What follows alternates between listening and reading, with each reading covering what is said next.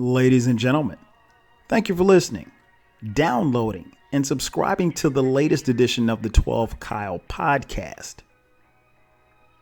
I'm 12 Kyle. Check this out. On this podcast, we're going to talk about Black fatherhood. Now, for me, I think one of the things that actually stood out to me was something that I just kind of came to a realization just a couple of days ago. I was looking around and I was thinking about my close friends, the friends that I have in my crew. And I realized something about all of us. Everybody, to a man, of my closest male friends, all had their fathers in their life. And it's something that really stood out to me at that particular moment because it was something that I never really thought about, but everybody growing up had their father in their life. Even the friends that I had who parents weren't together. And so I said, you know what, that would be a great topic to talk about on the podcast. Black fatherhood. And since we're coming up on Father's Day at the time of this recording, I reached out to two of the homies, Dluvhall and EazyDuzItVa. And on this podcast, we talk about our journeys as young Black men into becoming Black fathers. And we also share some stories about what we learned from our fathers and how they helped mold us, and some funny stories as well. So sit back, relax. We'll drop the theme music and we'll get the podcast jumping. Let's get it.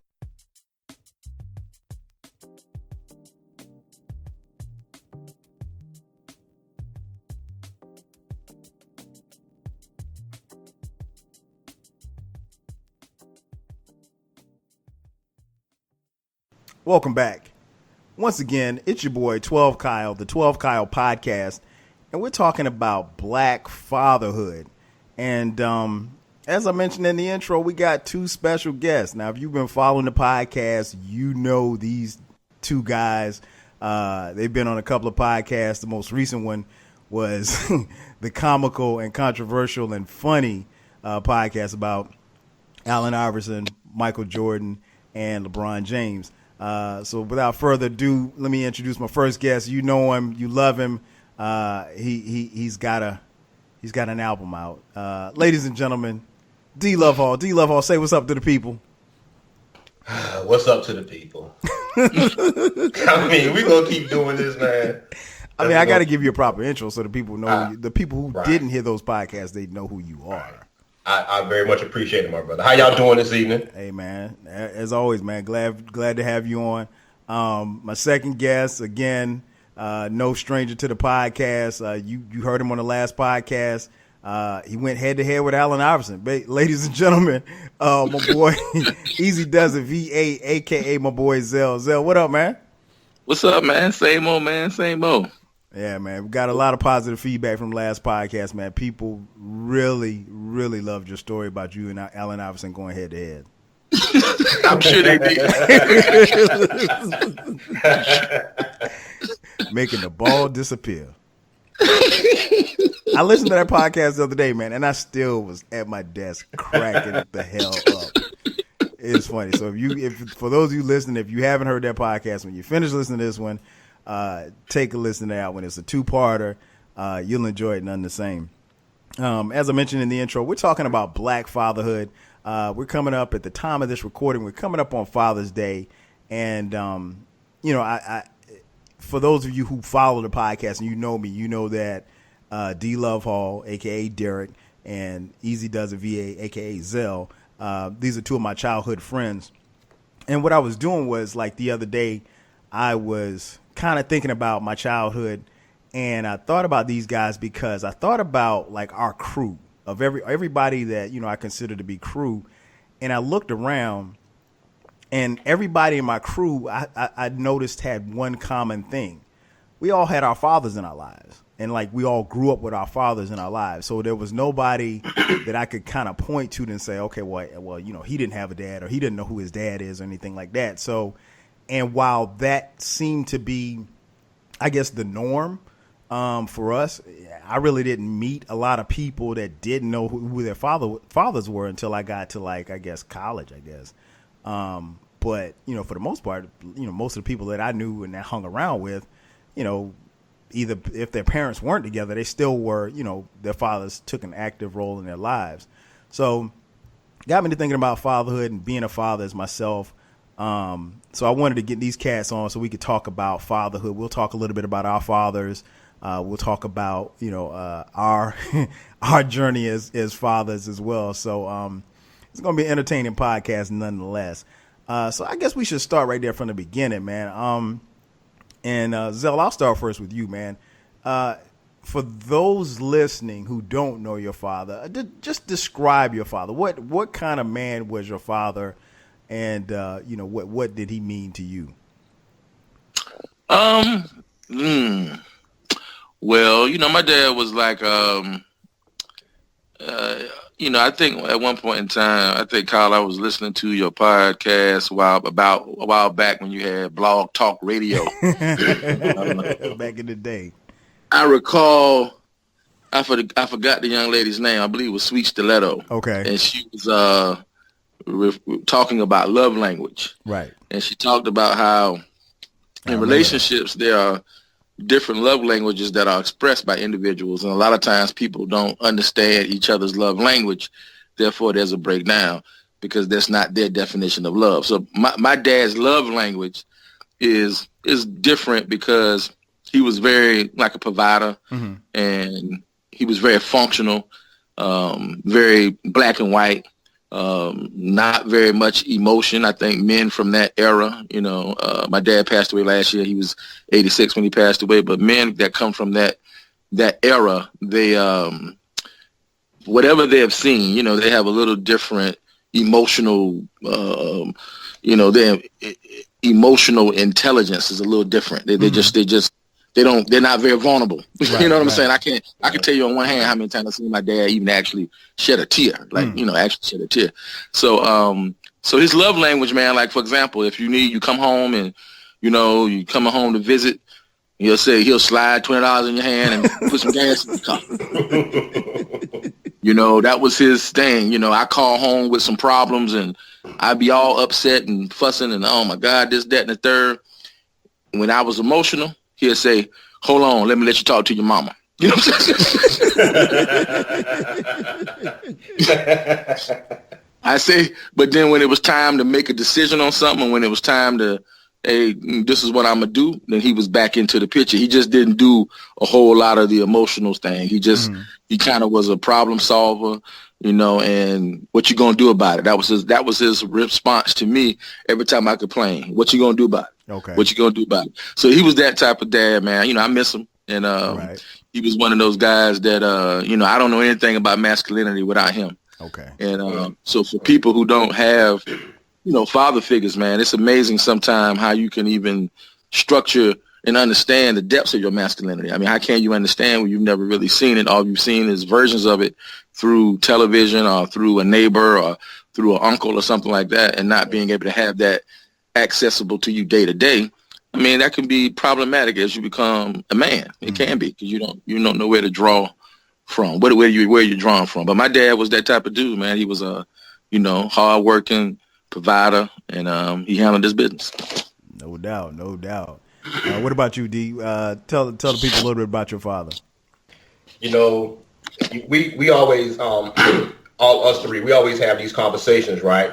And you never send us what we're going to talk about because you know we're not going to study it. Right. That's always funny.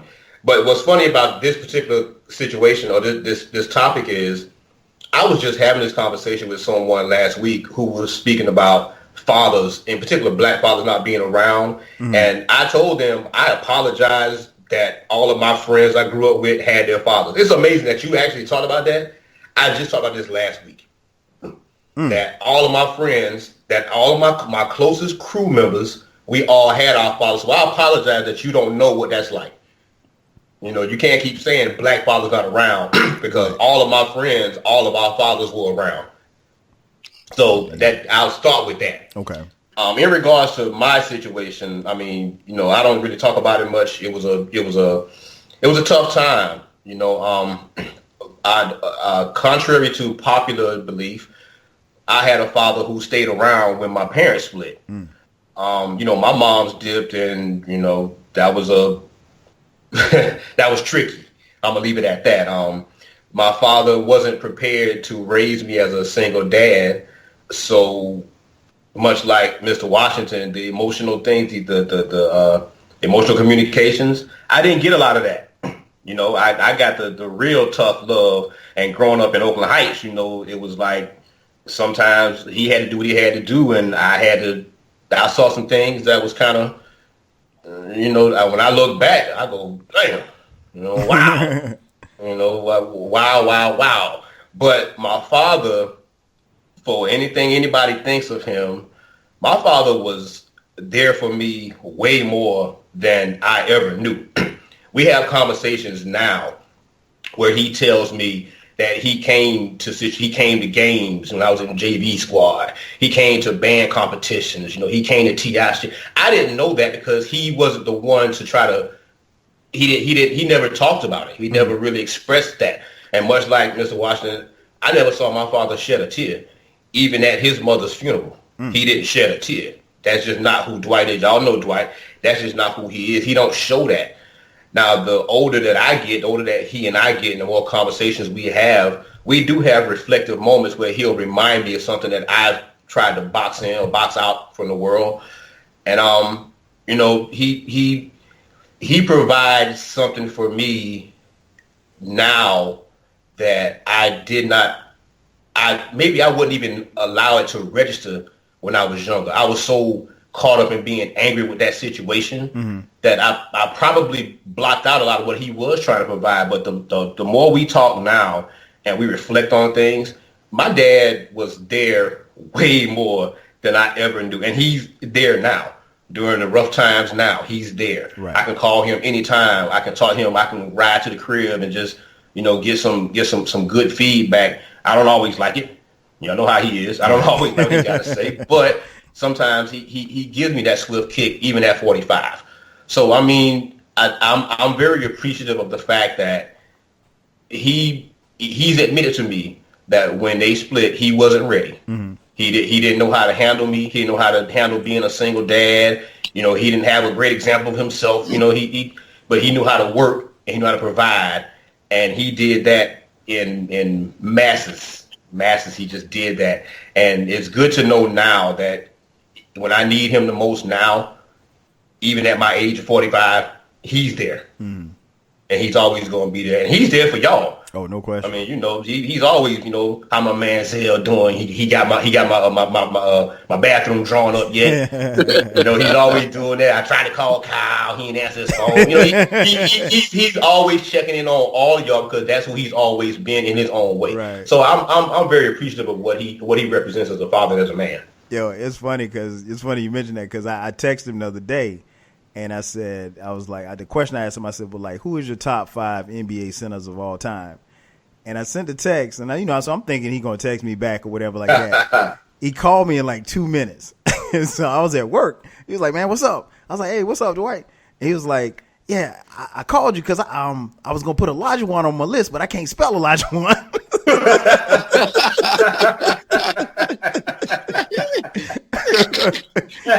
So, man, we had a nice conversation, man. So, yeah, you both of you, and it's interesting hearing you guys talk about your dads because, I see them through a different prism, obviously, not because I saw him from afar, but like Zell's dad he was always cool, man. I mean, like, real soft-spoken, but he was stern in the sense you can kind of tell like he was a no-nonsense dad, but every time I saw him and every time he was around, he always made me feel like a son and made me feel comfortable in your home. And, same for Dwight, he cracks me up now. I mean, he's like a second father, and we'll text and he'll call me and we'll call each other at least once every 2 or 3 weeks. As far as my dad is, it's weird, man, because I remember when my brother and I were younger, my dad always told us, he said, you know, when you get older, he said, I'll be more like your best friend than I am your dad. And that's really and truly how it is. If you followed me through these social mediums, you know, you've seen my dad or heard my dad when I had the radio show, he'd call in and, you know, my dad swear up and down he's hip. So he, you know, if I'm talking about a rapper, he wanted, you know, because he told me, he's like, yeah, it's like, I want you to send me that Kendrick Lamar. I want to listen to see what he's rapping about, you know. So he tries to stay up on rap and stuff like that. But he was as a father, man. He's been just growing up. He was, you know, stern and disciplinarian, but also he gave us a good example. I mean, he was just a friend, somebody we could talk to. Much like you, Zell, not a lot of emotion per se, but I do remember. I think the only time I ever saw him cry was when they told us that they were getting a divorce. But you know, we were constantly loved, and we knew we were loved, and he would tell us that he loved us, and you know, we even say that even more now so than we did, you know, when I was coming up. But man, my dad was the coolest, man. I mean, my Superman. And you know, I tell people all the time, like, I think for me, he set the bar very high as a father. And I feel like, you know, and I've said this, you know, from day one, if I could be half the father that he was to me and my brother, then, you know, I feel like I've accomplished as what I was set out to do as a father myself. And that doesn't have anything to do with X's and O's or, you know, salaries or careers, anything like that, because, you know, career wise, I've exceeded him, but I don't feel like, you know, I still feel like I'm chasing him as far as, you know, being a father and what I mean to my children, as far as like what he meant to me and my brother and my sister for that matter too, as well. So, but yeah, he's the coolest. He's my Superman. I mean, it's even to this day, you know, we talk every other day. If we don't talk, we text. And, you know, I'll call him. And if I'm not, and I pride myself on knowing a lot of stuff, but sometimes, you know, you don't have the answers. Sometimes you just need to talk. You know, I'll call him and we just talk. And then there's other times where I call him and he just talks. and when I call him and he just talks, trust me, you know, like how you can just be riding and you're in a bad area and you be in a bad area and you thinking, okay, this person's talking, I'm going to lose the signal. Well, I lose the signal, come back, and he's still talking. He didn't even know I left. So he just, you know, sometimes you just got to let dad just go. But yeah, that's how my dad is as a father. Now, conversely, Zell, and I'll start with you. Describe you as a father. Who is Zell the father? Man, I'm hard on myself, man. I'm probably the worst critic. I probably criticize myself probably more than I should at times. But as a father, I think I'm very, I think I try to look at what my father did in terms of how he was as a parent and how he was as a man and what he did as a father to me. I try to look at that and take the good from it because, you know, that part, there was some good to being, you know, stern about your business, you know, having a different kind of love language. And there were some other things like being emotionally available at times. Maybe that wasn't his strength, but, you know, I can't speak to why he was like that, but that's just the way it was. So I try to be a little more nurturing than my father and have a little more conversations. I tell my kids I love them out. You know, my dad had a love, you know, he expressed love, but I mean, he would never, I mean, my dad would, you walk out the house and like, he'd give you a handshake. You know what I'm saying? Like, shake your hand, be like, all right, but, you know, he'd be like, you know, like, you know, you shake your hand, like, you know, so with just respect. Hugs. Nah, I mean, if you hug him, he probably look at you kind of crazy, like, you know, you too close. You know what I'm saying? You know, you're too close. So from that standpoint, I try to like fill in where I think, you know, I think could be improved. The model can be improved from one generation to the next. Is being a little more understanding, having more conversations, you know, telling my kids I love them. So I think from that standpoint, you know, I'm dealing with a different dynamic now because I'm not the custodial parent. I'm a you know, divorcee trying to co-parent. And that dynamic has its challenges, but I'm still able to impart, my wisdom on my children and try to at least give them a little bit of that Washington DNA. And so I try to do it all, man. I try to be the stern, no nonsense, and also try to have fun with them and, let them know that it's okay to have fun. Sometimes you got to let your hair down. Everything ain't a rat race. Everything ain't a bill being paid. Everything ain't about that all the time. Mm-hmm. And you got to enjoy life, little doses at a time, man. If not, it'll fly by and, you don't get a chance to have these quality moments, these memories that you create with your kids. So, from that standpoint, I think I'm a pretty good father. And, the co-parenting thing is hard, but the fatherhood part, I think, has its rewards because you're not always on deck in a co-parenting dynamic. Mm-hmm. When you do have opportunities to be with your kids, you got to kind of make it work. You can't take it for granted. You got to try to enjoy them because, time flies. Next thing you know, they're going to have a license and they're going to be leaving the crib and, you know what I'm saying? They're going to be coming through, stealing food out your refrigerator and you ain't going to have no time with them, Right. And okay as a father, man, and trying to improve on the model a little bit from what my father gave to me. No doubt. What about you, D? A lot of similarities in that. A whole lot of similarities. On my part, the co-parenting is a little easier on my side, but right. Everybody has their different dynamics, how they work on things. You try to be understanding because this new generation is mad tricky. Right. Is mad, and for anybody who tries to believe that it's not like it's like the 80s and the 70s how we came up, you are sadly mistaken. I try to give this warning to people who don't have kids yet, or they are so I want a baby so bad. Like, you better understand something. This new generation has so many tricks up their sleeves and so many opportunities to do the wrong thing. You got to be there more than you probably can be.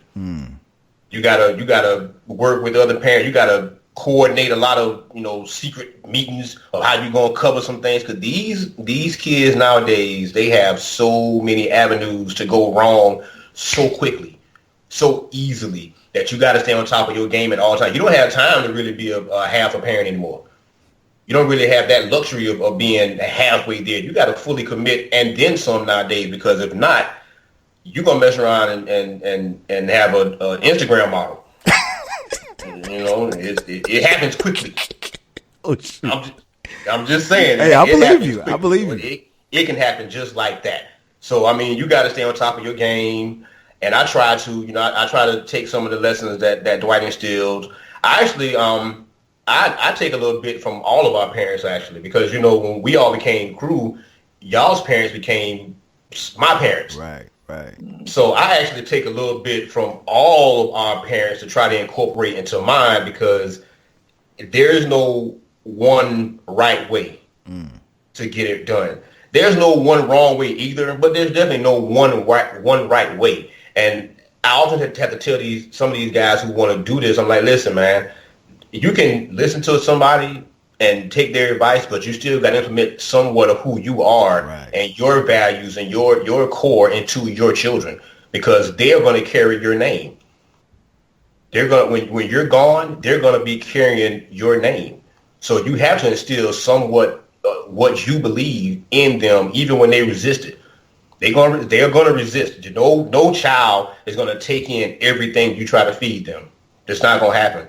Right. But you have to try to instill as much as you can core values into them, because at certain points they all leave. Just like Zeke said, they're going to leave. They're going to be driving off and coming back to the crib to the food. They're going to leave. You have to try your best to instill as many core values in them before they leave.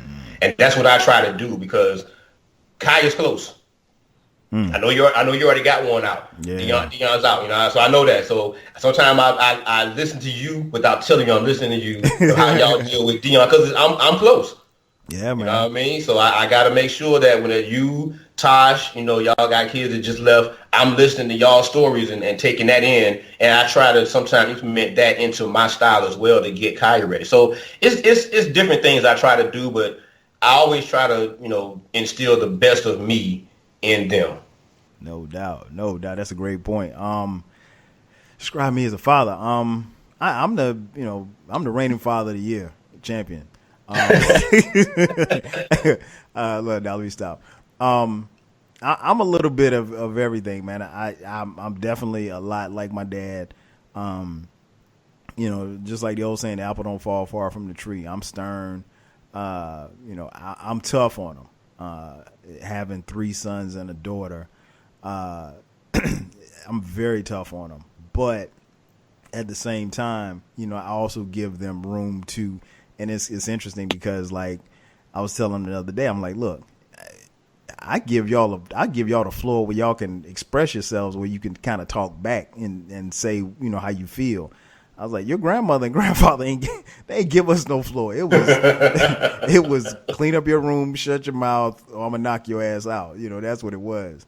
But I'm loving. I'm a little bit. I'm like Julius from Everybody Hates Chris mixed in with a little bit of Cliff Huxtable, with a little bit of Martin. So I'm stern. I'm funny. But I enjoy this time, especially as the kids are getting older, because, and one thing I've learned in fatherhood is that, with us having 4 children, and the biggest thing that I learned really quickly was that, unlike me and my brother, who are very similar, each of my 4 children are different, vastly different. So even how I parent them is different. Like, one I might be able to yell at. The other one you can't yell at. The other one you kind of gotta, give him pats on the back to get him going. You know what I'm saying? The attaboys. And then, it's almost like coaching. You have to kind of figure out which buttons you can push.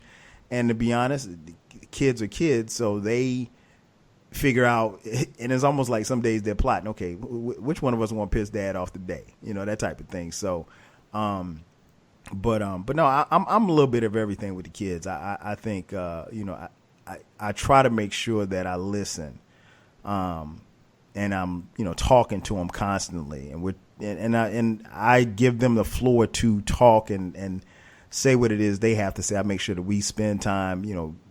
Dinner time is like a huge thing for me. It's like for us that's the only time we all sit down and we can talk as a family. And we didn't really have that a lot when I was a kid, because, your mom might be coming in, she might be cooking, and she might be going right back out to choir rehearsal, and dad might be getting off work or whatever like that. So we have a pretty even family structure here. But yeah, I'm and I mean, as the kids have gotten older, they'll tell you that, dad tells stories. So they hear stories about what we used to do and, this type of thing. And I almost have a story for just about every scenario that they ask me about. So at some point they're going to get tired of the stories. But right now I still hit them with the stories, though. But yeah, that's me as a father, man. That's me as a father. So the next question I want to throw to you, D. Let's take it back, man. Let's take it back to what did you do when you first found out that your wife was pregnant? What was the first moment when you knew you was about to be a dad? Wow. Oh my. This is going to sound a little disingenuous. Okay. I don't remember. Damn, D. The moment that I found out she was pregnant? Yeah. I don't remember. I know that was some years ago. Yeah, but I don't. 16 years ago? 16 years ago. I don't remember. I remember when she was going into labor. Okay. Well, you I give remember me that then. But, that's going to sound funny to you because I had just left Atlanta. Yeah. Was that when we were hanging out at me and Zell had came down for... Was that for my birthday party? No. Okay. Cause we it might have... You know what? It might have been one of your birthday parties. Yeah, it was. Yeah, it was. Yes, it was. Yes, it was my birthday. But it was in November, which I don't. That's why it was so weird. It was November. It was exactly. It was my birthday party in November. That's right. Okay, yeah. We were down there for that weekend, and when we came back, she went to labor that next day. Wow. Literally that next day. I remember that because I was back at the crib trying to put the crib together. Hey, this is gonna sound crazy, but I didn't know she was. I didn't know you left your pregnant wife to come to my party. Well, Kaya was a month early. She was a preemie. Oh yeah, that's right. Her due date was December 22nd. She came November 26th. Okay.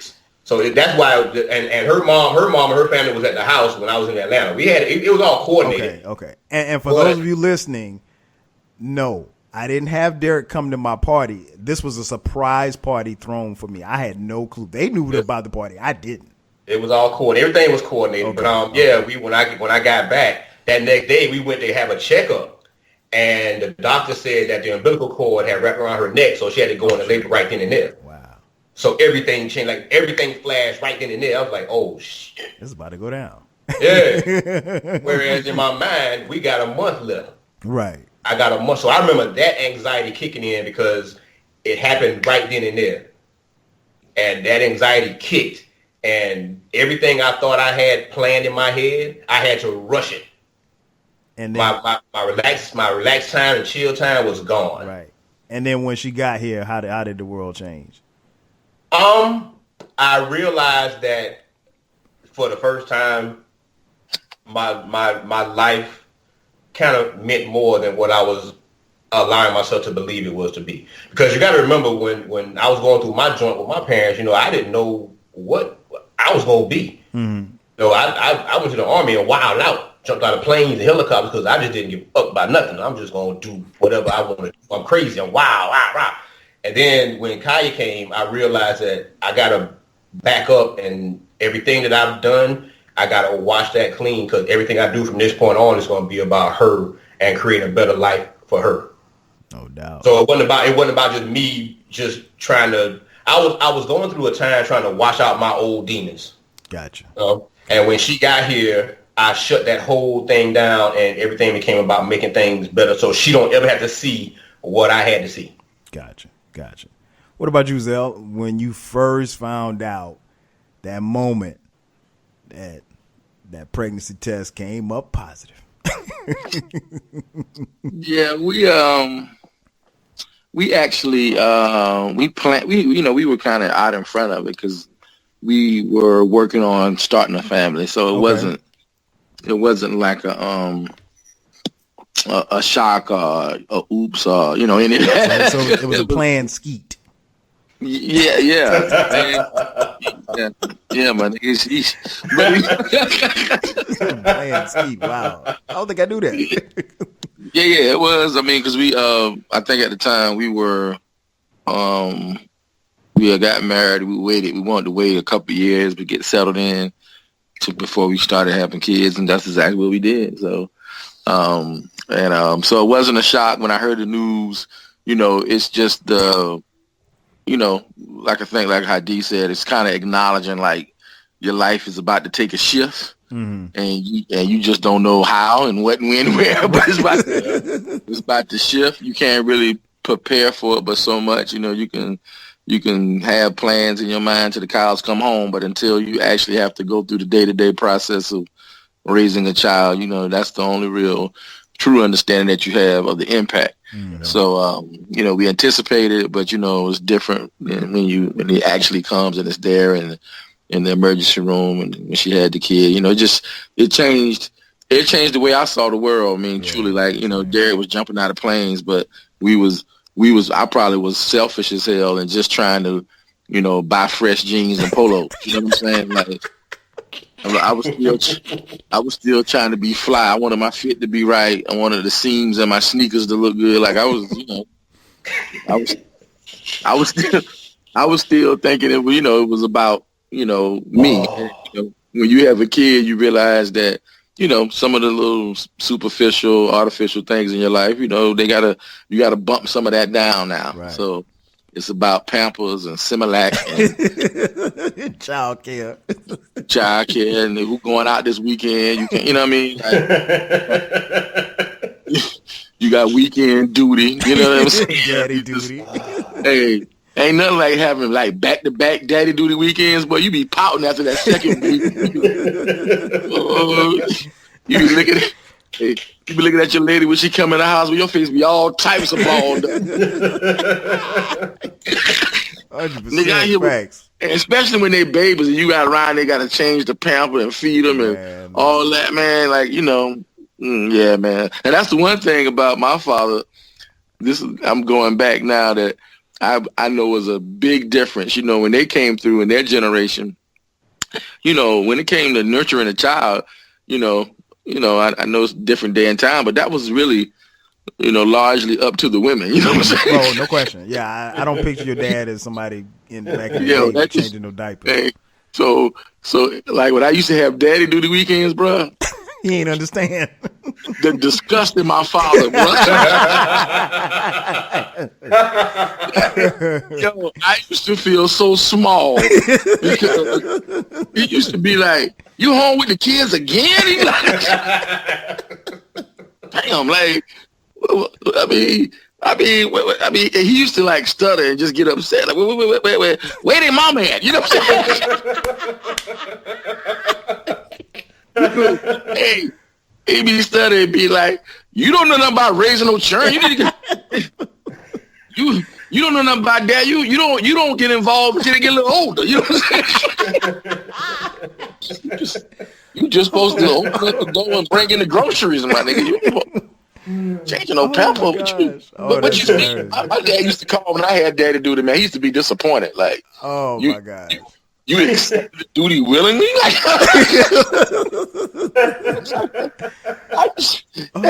I used to go at the daddy duty weekend, man. I used to try to punch my chest out like, I got to work next week. I got to get this stuff done. I can't be sitting around the house all weekend. And because I try to as my dad done pump me to stay home. Oh my God. Your dad that's funny. That is so funny.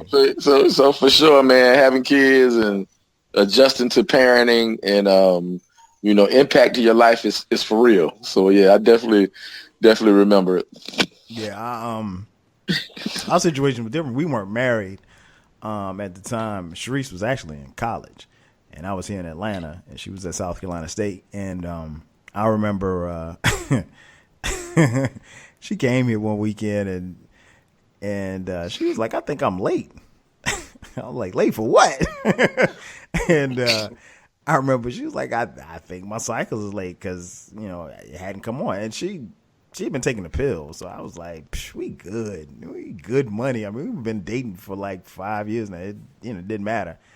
And what happened was she had some type of rash or something on her arm or something like this. So she had to take some antibiotics. And the antibiotics ended up killing the potency of the pill.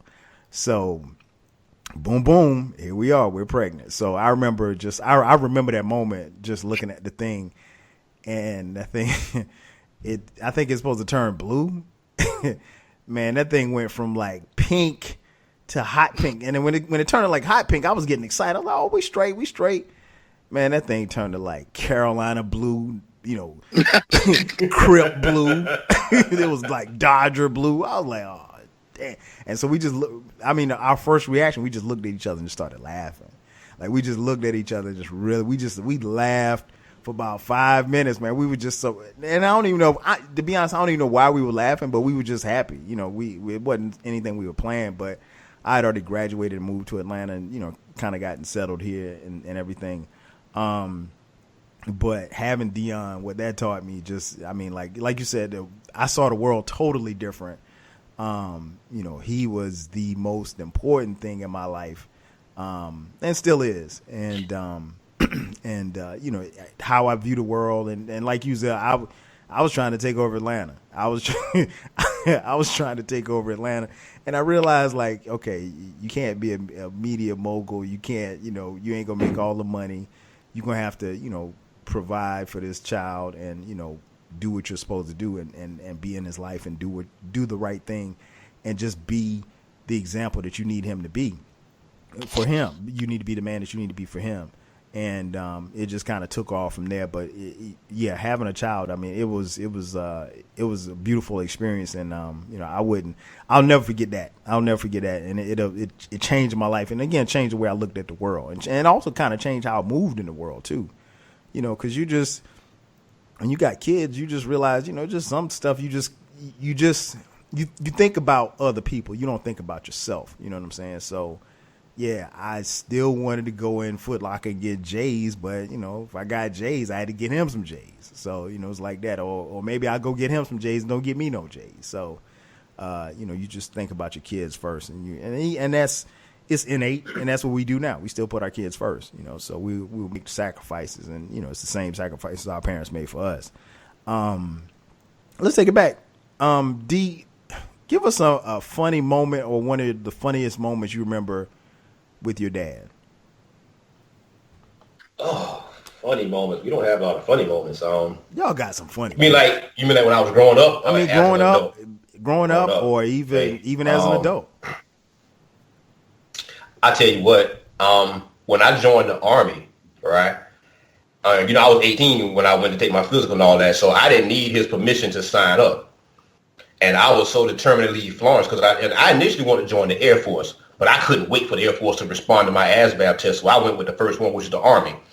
I went to Columbia to take the physical and look at what they had to offer. Before I left, Dwight was like, listen, go take the physical, see what they're offering, but don't sign shit. Don't you sign a damn thing. And I was like, all right, whatever, I ain't going to sign it. Man, I couldn't sign it fast enough. I signed that joint as soon as they made the first offer. They said when you can leave. I was like a week later, they're like, all right, we got you. I signed up. I got home that night. And I showed him the paperwork, and he didn't say a word to me, right? Wow. He looked at it. He saw that I signed it. I probably had an evil smirk like, yeah, take that. And he gave me a look like, okay. The next day, he went to the recruiter's office, and he threatened the recruiter to kill him.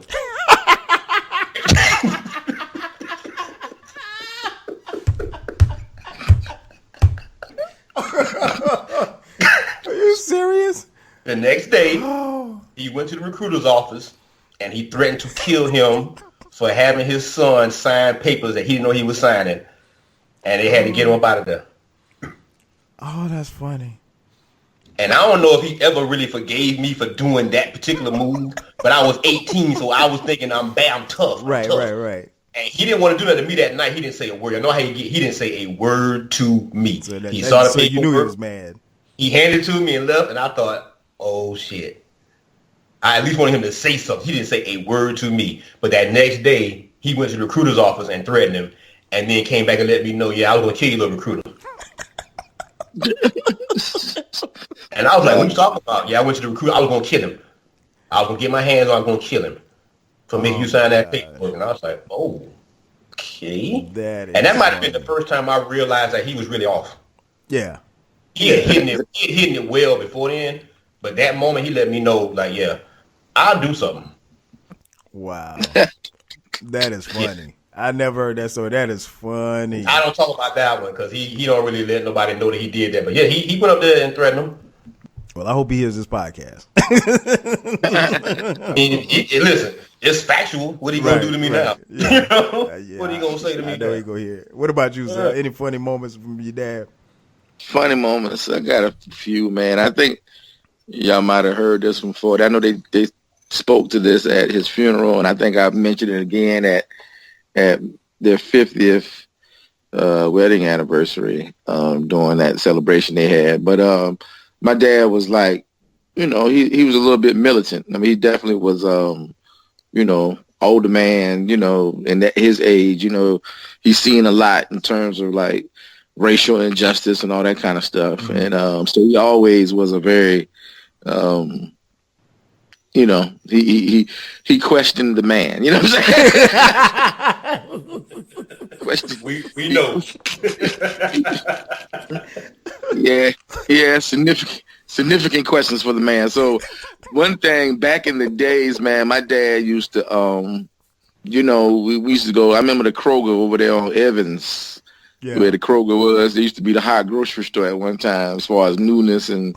Had the dope produce, that kind of stuff. and look, man, we we in the joint, and my dad, like $100 worth of groceries back then was like a buggy full of crap. Right. $100 worth of groceries now is, pretty much a third of your buggy is full. That's $100. Yeah. And my dad used to fill up the buggy with groceries. We used to go do the big shopping, and then they would, he would write a check, and they would want to check his ID. So he would always give them a hard time. He was like, man, either you're going to take this check or you ain't taking nothing. This is all you getting. All the information is on the check, Jack. You ain't getting nothing else from me. So one day we in the grocery store, and the lady before my father, she wrote a check. The little white boy took the check, ran it through the little machine, gave her a receipt, have a good day. So my dad came in with hella groceries, though. You know what I'm saying? Black man with like $100 and something worth of groceries, right? So he pulled up in the joint, and so my dad already made a mental note and asked that lady for her ID. Mm-hmm. So it's a white lady. So then he came through, and then the man rung up all the groceries. My dad went over and wrote the check, gave it to him. And then he said, I need to see your ID. He said, you won't be seeing my ID today. You didn't check that lady's ID. That's all I'm giving you. They said, it's still a policy. He said, it can't be a policy you enforce because, you ain't check her. And then he said, you know what? I don't even wrote the groceries. So they had to unpack all of that. And he said, give me my check. And, he said, y'all have a good day, because if you can't accept my check for what it is, you know what I'm saying, it won't be no groceries being brought today. And he walked right up out of there. My dad used to go to Kentucky Fried Chicken and get the 10-piece, and then he'll eat probably 3 or 4 pieces and then take the damn chicken back and tell them they ain't giving the right mix. Y'all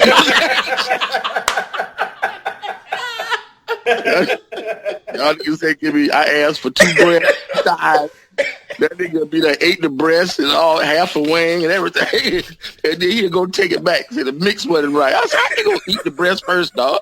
He's like, so my dad had a couple of moments where I was like, man, you can't be serious. But, he would give, like, when it came to anything that he felt like, wasn't being treated fair, he would speak to it, and some of the situations was funny. Some of them was serious. My dad used to go to basketball games when I used to play rec. He never sat in the stands. He would stand in the corner. He never sat in the stands. He would stand in an area in the gym, and he would make this noise. And every time I got the ball, he would say, yep. Yep. I'm like, in my brain, I know that's my daddy. You know what I'm saying? Right. And I be on the floor like, yo, this nigga is saying, yeah. And I'm like, what are you doing? And to this day, I don't know if, me and Rod Woods, we played on the same rec league team for about 2-3 years straight. And Rod always tells a story about every time I see Rod to this day, he'll tell me the story about him and my dad say, yep. But I don't know if that was his way of telling me he was there. Yeah. But he used to make that noise, and all the players would laugh. Be like, yo, man, what your daddy be doing? Yep. I'd be like, that's just him, man. But yeah, he had a couple of quirky things like that, man, that I remember that I thought was funny, but he was game face. You know what I'm saying? Hey, tell the truth. When Zenda start playing ball, you gonna do the same thing. Nah, I ain't gonna tell you. I got a different understanding. My dad ain't care nothing about no basketball. Only, you know what I'm saying? So he ain't really, he just wanted to see us win. He didn't really care about my crossover dribble being low. Right.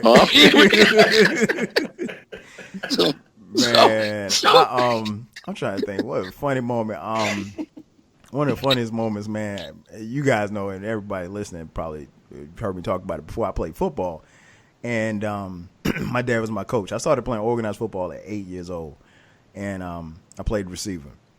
And so I remember one day, man, we were just playing catch or whatever. My dad was living in these apartments. This was after my parents divorced. And, so we were playing catch, and I'm catching the ball. And he was like, well, you need to start running some routes. You need to practice running your routes. And I was like, okay. So I'm running routes. I'm doing different routes in the route tree or whatever. And, so it got to a point where after a while, I mean, because keep in mind now, it's just me and him, right? So I'm the only one running routes. So, after a while as a child, you're going to get tired, right? So I guess I wasn't running the routes right or whatever. And so he starts fussing. Hey, man, you need to hustle. You're not hustling. And that was one of the things that he used to get on me in practice about. He said, because I would be loafing. And, with him being the coach, if I'm dogging it in practice, he got to, he's not going to take, he's going to be hard on me in practice than he is any other kid because he don't want to show any type of favoritism. So I was, kind of jogging back or whatever because to be honest, I was tired. And so he was showing me how to run a post route. He was like, you run a post route like this. So he ran the post route and ran it. I threw in the ball. And so the next route was an end cut. So you basically just go up 10 yards and then come straight across the middle. And so by this time I'm tired. I don't want to run an end cut. So he made me run it. I ran it like 3 times back to back. And he was getting on me about coming out of my break. So, excuse me. So I'm tired, right? So he was like, I tell you what, I'm going to show you how to do it. And so he lines up. I snap the ball. He goes running. And I guess he didn't realize, but he was getting kind of deep. And he lived in this apartment complex, and there was this little small tree near where we were playing. And he ran his route a little deeper than he should have. And man, I didn't throw the ball at the tree, but I threw the ball near the tree, and he ran right into the tree. Oh my God, man. I ain't even asked if he was okay. I just started laughing. Because, if you saw it from the outside, it looked like I set him up. I really didn't set him up because that tree ain't moved. I mean, but man, he ran into that tree, and all you heard was thump.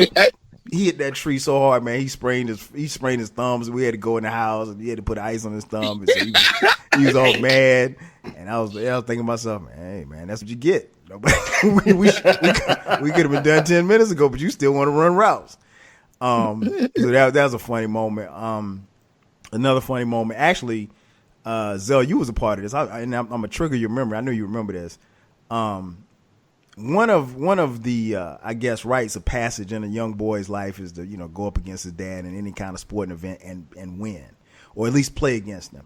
And my dad had been talking all kind of trash about playing hoops or whatever like that. So I said, well, Dad, I'm a young boy. I'm about 15, 16 at this point. And I said, Dad, man, I could beat you one-on-one. I could beat you.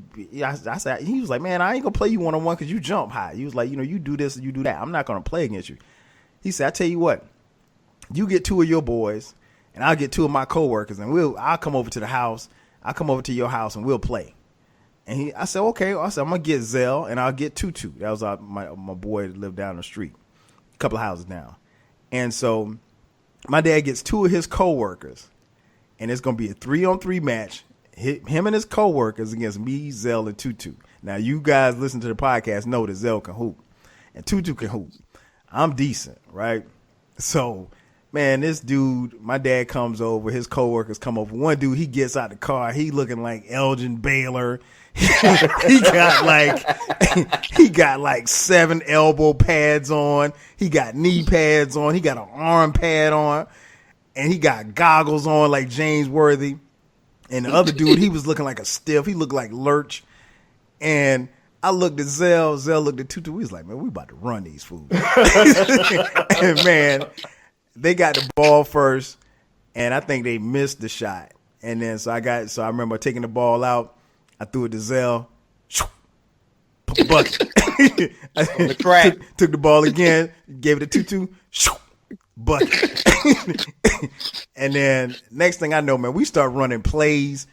Man, we beat them. We were going to 15 by ones. We beat them 15-1. Ran them off the court. My dad huffing. The game over. My dad huffing and puffing. Me and Zell and Tutu, man, we straight. Because again, we're 16. We could have been no more than 16. Tutu was 15.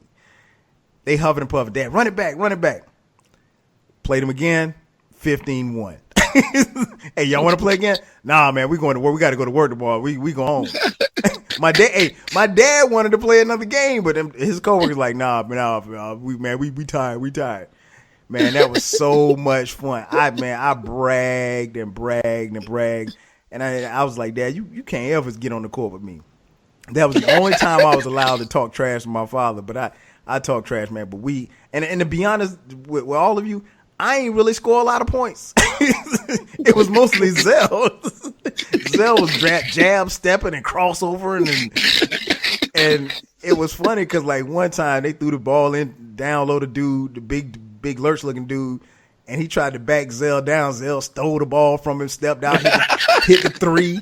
I was like, man, it was so funny, man. So for those of you listening, there's nothing like beating your father, in a sport. And even to this day with my boys, they want to play me one-on-one. Nah, because they could probably win now. I ain't playing them. I won't even play them in Madden. I don't even want to play them in Madden. They want to play me in Madden right now. I don't even let them do it. So yeah, that was another funny memory, man. Just going one-on-one. You remember that, Zell? Vaguely, I remember your dad. I don't remember all the details like the pads and the I remember. I remember playing though. I remember something like that happening. I just don't remember how disrespectful it was. I could remember it was 15-1, 51. I didn't remember that, but I knew there was a game, and I remember it wasn't too pretty. I didn't remember that.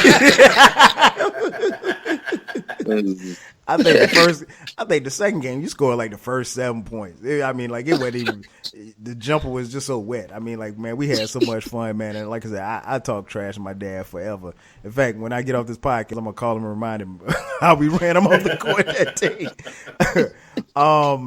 Next question I want to ask you guys: the father-daughter bond. Now, you two have daughters. I have a daughter as well.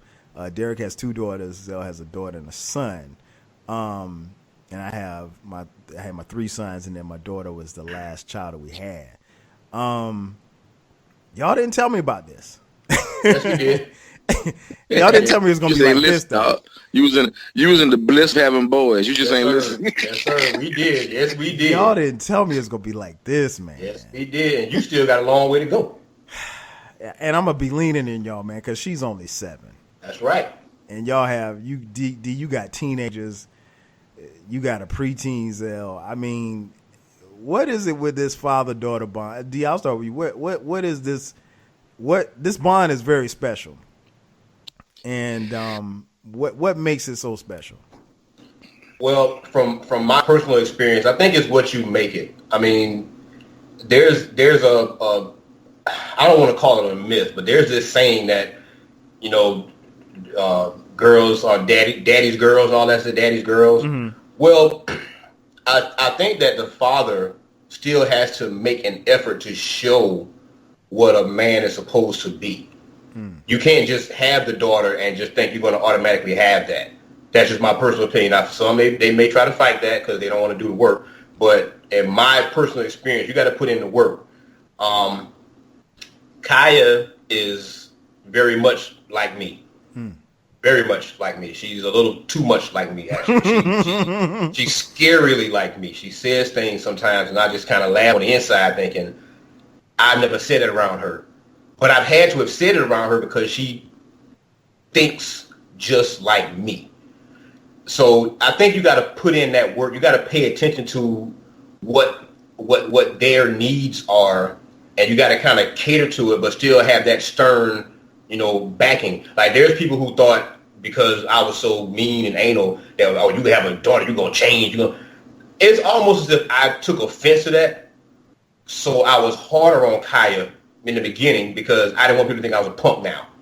Mm. You know what I mean? Mm-hmm. And when people was like, man, that's a girl, I just go, no, she's not a girl, she's a child. That's where y'all fall off at. Y'all keep thinking that girls and boys are different when it comes to discipline. It's not different. I had to discipline Kaya and eventually Erica in the same ways I would discipline anyone. I was never trying to kill them, but I had to lay that discipline down. And luckily for me, their mother was in line with me in doing that. But girls, man, I can't speak for boys. I have no sons, at least that I know of. I don't know about that. Girls, man, there are so many little traps. There are so many little like boys. When Kai started liking boys, I used to listen to her talk about the boys, and I used to be like, "Oh, you're so stupid. My daughter could be smarter than this. You gotta have game. You can't be letting these little boys run game on you. These little dusty ass boys running game on you." I was taking offense to how soft she was, but then I had to remember that's when I had to remember that she is a girl. Right. You know what I'm saying? When she was a baby, I treated her the same. But the older she got, the more she's trying to start developing emotions. I had to peel back a little bit and be a little bit more sensitive to her needs from the perspective of her liking boys and boys doing what boys do. But that the world over. My boyfriend, we broke up and the world's over. I was like, shut up. You can't say that, D. I know. I never said it out loud, but in my mind, I was like, come on. You my daughter. What you doing? Why you crying with that little punk? But it was I say it's a bit humbling because you think that because you instill these things in your children that they're going to automatically pick it up. Mm-hmm. And when they don't automatically pick everything up, it reminds you that you never stop working on that. Mm-hmm. Because some people raise kids to a certain point and they're like, I've done my job. I'm done. I'm going to the bar. I did my part. No, actually, it never really stops. And until you experience it, I don't think you can really relate to it. Never does stop. The teachings never stop. The nurturing never stops. The being there for them, it never stops. It's a never-ending cycle if you're dedicated to what it is. I hate to call it a job because, you can quit a job and all that. You really shouldn't quit parenting. No. That's just not a thing. You should look at it as a job. I look at it as I made a choice to bring them into this world. They didn't choose that. I made that choice. It's my responsibility to do the best I can to provide everything I can for them. When it comes to having girls, I'm just speaking from my perspective, I had to find a level of nurturing that I didn't know I had. Mm. I've dealt with women, I've dealt with I've done all that stuff that I've done. But when it comes to being a true live nurturer, I had to peel back some of my layers and let that out because I was always guarded with mine as well. Mm. But I had to show them that I could be vulnerable so that they would feel comfortable being vulnerable to me. Because the worst thing that can happen is they're going through a situation and they don't feel comfortable talking to you about it, coming to you to tell you what's going on. And that was Kaya for a while. She boxed it in as well. I had to peel back a lot of my layers to let her know, hey, listen, yeah, I don't like it, but I'm not upset with you. Let's work through this. Mm-hmm. I'm going to nurture you through this. I'm going to be your nurturer as well. I love you to death. Mm. I love you to life. So I'm going to be there, but I can't be there unless you allow me to be there. But at the same token, I had to make her feel comfortable allowing me in that space as well. So it was a little different for me because I don't have a boy to practice on. I don't have anybody to be tough and get your ass in the lane and turn around and shut up. I had to really peel back a lot of what I thought I was and realize that I couldn't be that person with my daughters. Gotcha. What about you, Zell? The father-daughter bond. Man, yeah, it's different. As they say, I mean, for most daughters, I mean, their father is going to be their first quote unquote boyfriend. You know what I'm saying? Like you become the first example of a man that they see, mm-hmm. and whether they understand it while they're experiencing that, they probably don't, but it plays itself out as you become an adult, as you find mates for yourself, how you compare them to your father. All these things happen, in their lives. So that bond, is going to carry, it's going to go a long way with your daughter. She's going to live the rest of her life always compare everybody to their dad. That's just how life is when it comes to daughters. But yeah, the bond is there. I mean, me and Zaria, we have a first of all, everybody says she looks just like me. So then she really looks like your sister too. Yeah, she look like you and your sister. Yeah, so you got that element. She would be looking like, and then we got the element of you know, we've been through some moments, just tough moments as, you know, father and daughter. So my bond with my daughter is a little different because I spent, you know, maybe 2 or 3 years, actually 3 years away. And then I'm back in her life now on a more consistent basis. And, you know, I just provide a different kind of relationship because it's just, you know, when you're in a co-parenting dynamic and sometimes you don't always have the comprehensive parenting, you know, philosophy. Right. You know, there could be a philosophy on one side that's doesn't play out on the other side. You know, it's a little bit inconsistent in my life, but, you know, it's not a bad thing. It's just that, you know, I have to be cognizant of that. You know, I can't expect, you know, Zaria or even Zindan, for that matter, to come around me and then automatically just fit into the way I live when they haven't been living around me. So I have to kind of give them some time to make adjustments and whatever. But, you know, our bond is like that. I think I've been more of a just more understanding and trying to encourage, you know, my daughter to have a voice, her own voice, and try to find her own voice and how she views life, how she understands things, so I can help with giving her the game or giving her a perspective. Because if you don't really know how they think, sometimes when you give them all the wisdom, sometimes it comes across as preachy, and they don't listen. Yeah, so you got to find a way to engage conversations with your daughter that they see value in it. And a lot of times it's hard to do this as a parent because most parents don't allow their kids to talk, but they just tell them what to do or tell them how to be. And sometimes it's good to kind of listen to your kids and try to figure out where their mind is. And, you know, like Dee was saying, you know, creating a space, an environment where your kids can actually share things with you. And Zara and I, we've been that, you know, when things get really, really heavy for my daughter, she just called me and just started talking. And I just let her go, you know, and I have to almost suppress my natural self because, you know, I want to fix it. You know what I'm saying? I want to, hey man, this is what you do. Nah, this is what you do. Like I want to be, oh man, that's just game. Nah, that ain't how that work. You know, I be wanting to so busy trying to fix it that really the power in that whole process is like just allowing them to be heard. Because that a lot of times kids don't get heard. They just get so busy people telling them what they're doing or if they're doing something right or wrong. But they never get a chance to just kind of let go and vent. We had T.I., so you know what I'm saying, coming up. Well, we had a place where, you know, that kind of thing wasn't frowned upon. But, you know, when you look back at it, you don't really have a whole lot of opportunities to have that type of dialogue with people. Like, people don't be boxing out hours out of day to listen to you vent and talk and all that kind of stuff. That don't happen. Right. So these kids don't have a lot of opportunities, you know, to talk to people, express themselves and things like that. So my relationship with Zaria, man, has been just that. You know, we've been watching her grow up and watching her evolve into her little, you know, this little young lady that she's becoming.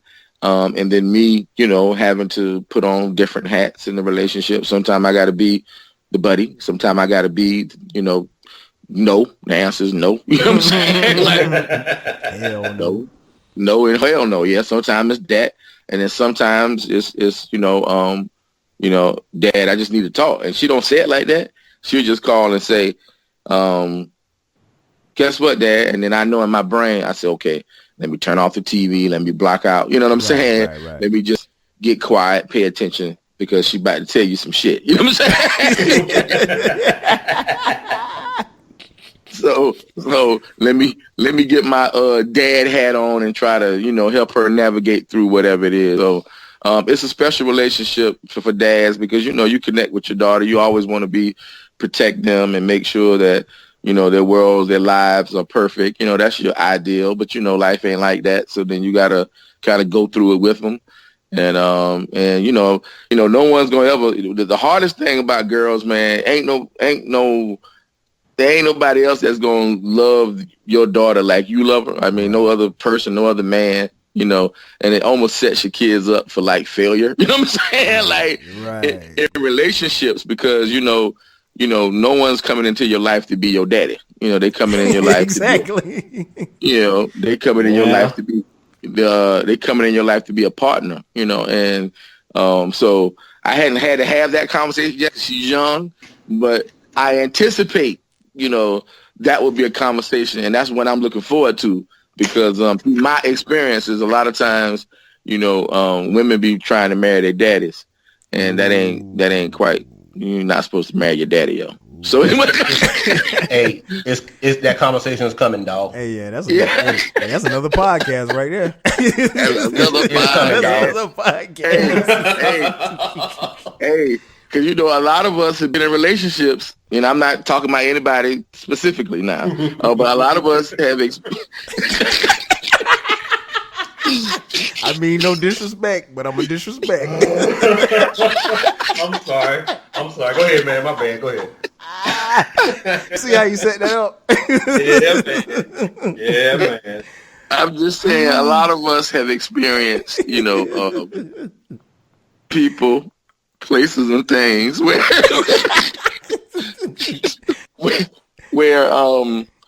that has been an issue. Right.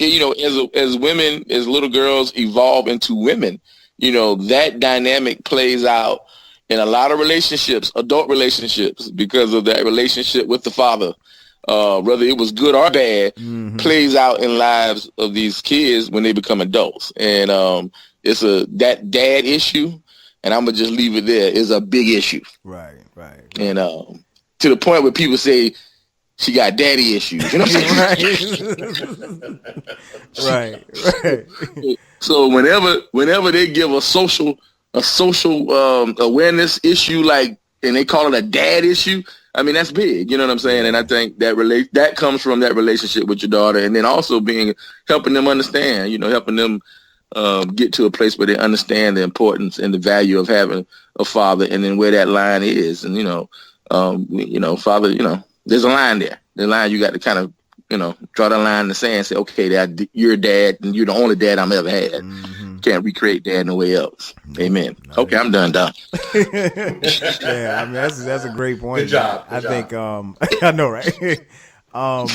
Yeah, I remember having conversations with y'all once we found out, that we were having a daughter, and I was like, man, they didn't tell me it's gonna be like this. Like, Skylar is just like, I mean, that's my heart, man. That she is something else, and it's like, I want everything to be perfect for her, and I mean, everything can't be perfect for her, obviously, but how I handle her and how I handle her brothers, two different things. It's funny because we were having dinner as a family, and I think Cameron said something about somebody being the favorite, and Dion looked over. He said, "Man, everybody knows Skylar's the favorite." And I was like, "What do you mean?" And so I'm smiling, and it's like, "Dad, we all know Skylar's your favorite child." I was like, "I don't have a favorite child." And it's like, "Dad, stop lying." And I was like, "No, I'm not. I'm being serious." I said, I love all of you. They said, "No, they ain't about love." They said favorites, and I was like, I mean, like, they really caught me in a lie. And I mean, she is just something else, and I just. The bond that we have is very special, and I want that to continue to grow. And she's like my little best friend, and we talk, and we get. And I mean, like, I can't go anywhere. If I go somewhere, Daddy, where you going?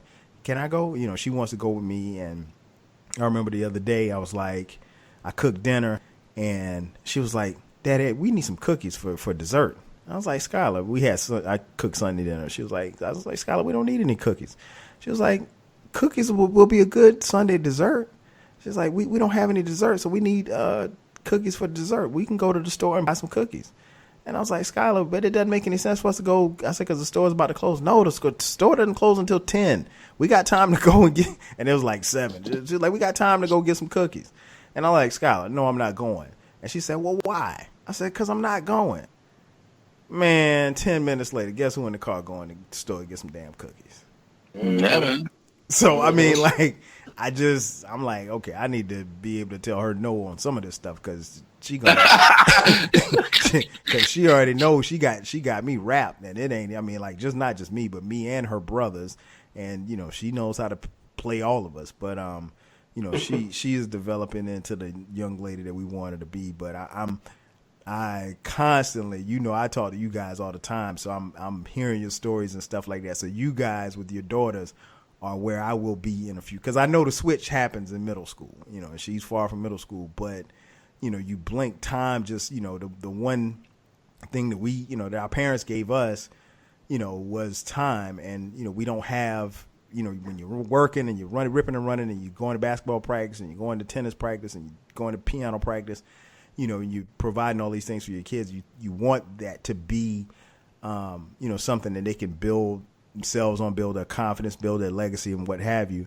But, we have to give them our time too. And like you said, our attention as well, because, a lot of times, you walk in a room and, I know, especially with my oldest, with Dion, I walk in the room, everybody on their cell phone, and then, so we have this thing in my house, you can't bring a cell phone to the table, the table, when we eat dinner, we eat breakfast together, no cell phones. Now, if you want to put your cell phone in your pocket, that's fine, but you cannot have a cell phone open at the table because table time is family time. So, but yeah, this father-daughter bond, man, we've done the father-daughter dances, and man, we did one earlier this school year, man, and we were dancing on the dance floor, and the song came on, man, and she looked up, and it was really, really weird. She looked at me, and the way she was looking at me, I looked down at her, and all I saw was, and she had on a red dress, but all I saw was a white dress, and I literally saw like me and her dancing at her wedding, and I was like,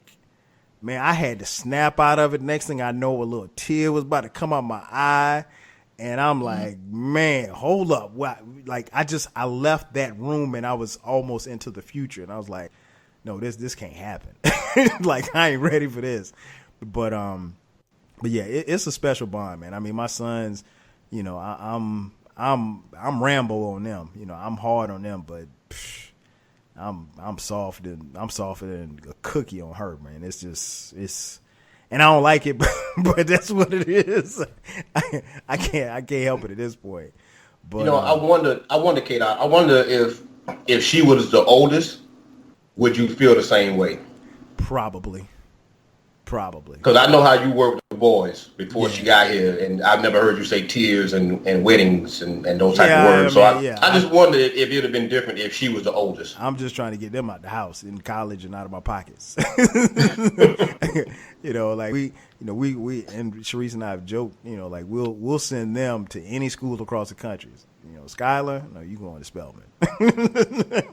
Like, you ain't going too far. Because my heart just can't take it. And I mean, I'm going through, we about to see what's about to happen to my niece, because my niece is about to go off to college. So I don't know how my brother, and that's my brother's oldest child, that's his only daughter. And so I'm interested to see how he's going to be, because I know the bond he has with his daughter. And my niece is like his everything, and she's my everything. So he going to be a mess. And so, you just, but like you said, you value the time, and because, you blink and the time does fly by. And, fatherhood is a beautiful thing. And it's something that, we don't necessarily always get right, but we try our best to get right every day. And, being able to see the mistakes that you've made as a father, and then, kind of try to rectify them each day and get better each day. So yeah, man, that's the podcast, man. Before we get out of here, y'all got anything y'all want to plug? Tell people where they can find y'all at. Do you got a new album coming out? Okay, I'm working on some joints with RO. There's a couple of joints to work on. Nothing. I don't have any solo joints I'm working on right now. I'm kind of slacking in my craft, but I'm doing some collabs with RO and another little rapper. I'm doing some stuff with y'all know, before y'all know what's up with that. But other than my stuff, I'm writing, but I'm not writing specifics. I'm just taking notes. Okay, gotcha. Zell, what about you? Anything popping with you? No, man. You know what I'm saying? I ain't got nothing to plug, nothing to say. I'm on Twitter, EazyDuzItVa. I think that is Twitter. I don't know what that's Twitter. What's my IG? The same thing. I think it's the same. I think it's the same, man. But you supposed to know that. I mean, you posted. You want to know what you posted. And he posted a picture. You posted a picture of a hat last night. I just want to point that out. Yeah, hey, man, some days late night drop. I peeped the late night drop. I peeped it. I was like, a hat? Really, my Chief? Okay. Hey, you can't. Everything can't be televised. You know what I'm saying? I know that's right. Hey, real quick before we get out of here. I just thought of this. Most important lessons that your father taught you. I'll start first. I guess the most important thing my dad taught me. He says 3 things you got to give a child: love, discipline, and an example to follow. Those are 3 things that he said somebody told him right before I was born, and he did a great job in that. So those are the 3 things that I try to impart upon my kids, and that's my goal. D, what about you? One of the things that you learned from your father? I think one of the main things Dwight might have taught me, man, was like have strong, grounded fundamentals and stick to them. Don't ever like curve yourself to fit into something that you're not comfortable with. Be comfortable with who you are and stick to that. Always stick to who you are at your core, no matter what. What about you, Zell? What you gonna do about it? I can hear your dad saying that. Yeah, man, that was, you know what I mean? You can complain all you want. And he gonna always, the next thing he gonna say is, what you gonna do about it? How you gonna solve it? How you gonna fix it? You know, that was him, man. So, you know, yeah, man, that was the lesson, man. You got to figure out what you're going to do. You can't stay stuck in the emotion of it being wrong and bad and all that. You got to figure out what you're going to do about it. So that's, I tell my kids the same thing when they come in with their complaining and every life ain't perfect. My question to them is, what you going to do about it? Hey, man, if your kids ever hit you with it's not fair. Yeah. Oh, yeah. Okay, I thought I was the only one. I'm like, man, life ain't fair. Yeah, no, man. My daughter going through changing schools and not being able to go to high school. You know, Zara going to 9th grade next year. Wow. And she's not going to the school of her choice. She moved to Suffolk, and now she has to start a new high school where she knows she doesn't know anybody. So the anxiety has kicked in, you know, nonetheless, and everybody's fault. You know what I'm saying? I mean, but you got to put yourself in her shoes now. If you didn't go to Wilson and you had to transfer and go to, I don't know, Lake City, you'd be mad as hell too. I would be mad. And you know what I told her? I said, I apologize. I said, guess what? I went to the same schools that all my friends went to my whole life. Right. So I can't relate to walking into an environment and not knowing anybody. Like, I can't relate. You know what I'm saying? My mama taught at the school I went to, high school, for God's sake. So right. I never had that anxiety of, oh my gosh, I don't know anybody. Like, I ain't never had that. So, but yeah, man. So my thing is, you know, I always give my daughter the same story. I tell her when she was maybe around 5 or 4, we took her to swimming. You know, they told her to jump in the pool, and then the guy was going to see how she could swim without him helping her, and then she felt like she was going to drown.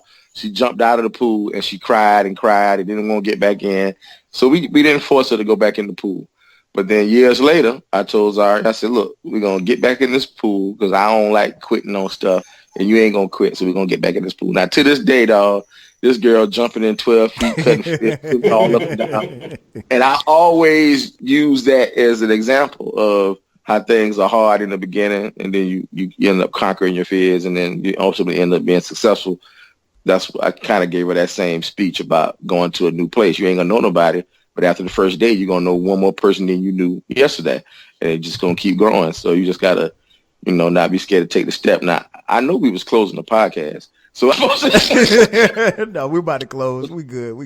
But you know, I go for another hour. You know what I'm saying?